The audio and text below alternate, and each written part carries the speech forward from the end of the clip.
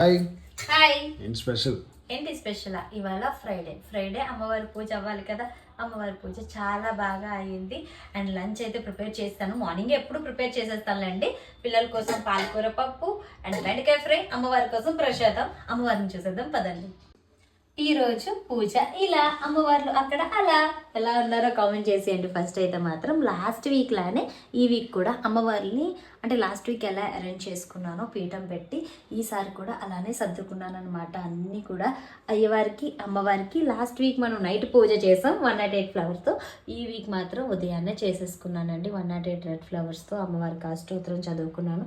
అక్కడ నా బుజ్జి దుర్గమ్మకి ఎప్పుడులానే అష్టోత్తరాలతో పూలతో పూజ అయితే చేసుకున్నాను అనమాట. అమ్మవారు భలే ఉన్నారు కదా, ఈరోజు నవ్వుతున్నారు కదా, ఎందుకంటే శివరాత్రి వచ్చేస్తుంది. శివరాత్రి ఆదివారం అందరికీ సెలవు. మంచిగా శివరాత్రి సెలవు పోయిందని పిల్లలు అయితే ఫీల్ అవుతున్నారు. కానీ ఈ శివరాత్రి పూజ మాత్రం చాలా బాగా చేసుకోవాలనుకుంటున్నాను. ఆ తండ్రి దయ నా ప్రాప్తి. అండ్ ఈ శివరాత్రికి చాలా మందికి కొన్ని డౌట్స్ ఉంటాయి. ఉపవాసం ఎలా చేయాలి, పూజ ఎప్పుడు చేసుకోవాలి, అసలు ఎలా పాటించాలని.